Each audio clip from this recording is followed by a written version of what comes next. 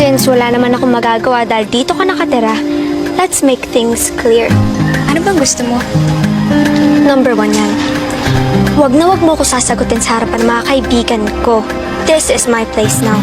This is my home, so know your place and give me some respect. Ina-earn ng respeto, Marga.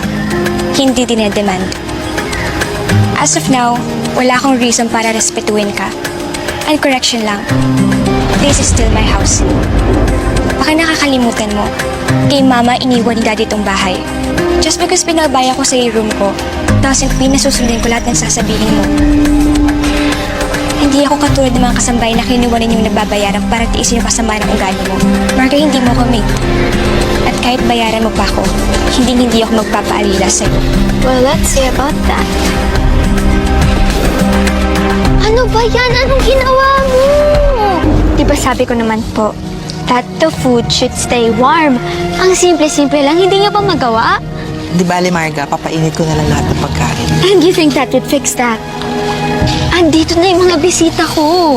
Yung iba nga kumakain eh. What kind of party do you think I'm throwing? You should have been fired with the rest of them. I don't know what my mother sees in you. Ano nangyayari? Nana? Wala. Nagkaroon lang kami ng konting hindi pagkakaintindihan. Pero kung intindihin mo. Tulungan ko na po kayo. Ay, huwag na. Kaya ko din.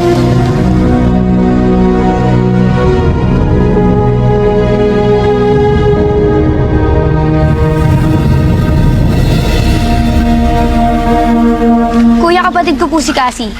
Kahit itanong niyo pa po sa kanya. Pasensya na ho kayo, sir. Pero kabilin-bilinan po ni Ma'am Marga na huwag magpapapasok na hindi imbitado. Kaya nga sabi ko tawagin mo si Cassie. Siya magsasabi na pwede kayo papasukin. Marga! Oh my God! Ikaw na naman? Gusto na sana nandito tayo si Cassie. No way! Tapos magka-crash kayo sa party ko? Hindi ako papayag. Palabasin niyo na sila. Roxanne!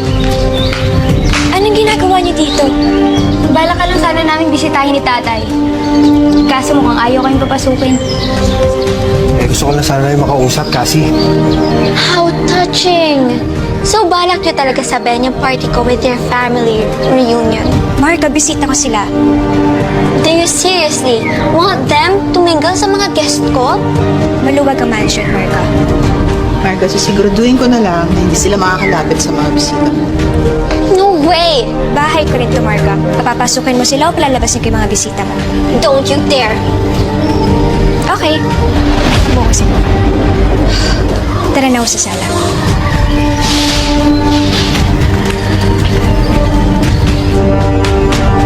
Bakit yung kasi sila pumasok?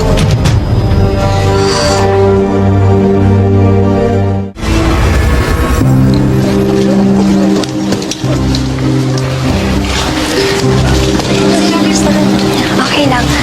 Marga, you did say na maid ninyo si Cassie, right? Really? Well, she doesn't look like a maid to me.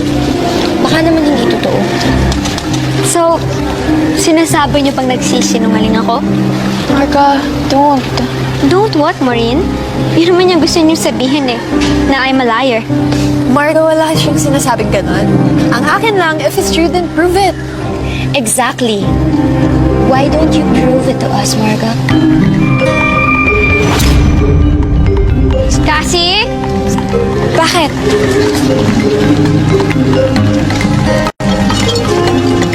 Since andito ka naman na, baka gusto mo magkasilbi. Ikaw na mag-serve sa mga guest ko.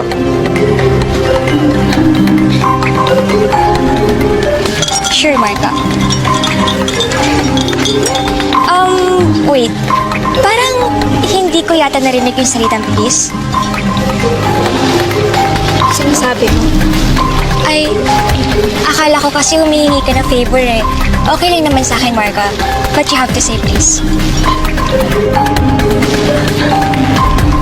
As if naman sasabihin ko yan. Then no. Party mo to, di ba? Kaya ikaw mag-serve sa mga bisita mo. And please make sure na malinis sa pagkatapos nyo. After all, dito naman tayo lahat nakatira eh. Enjoy the party. OMG. Epic mic drop.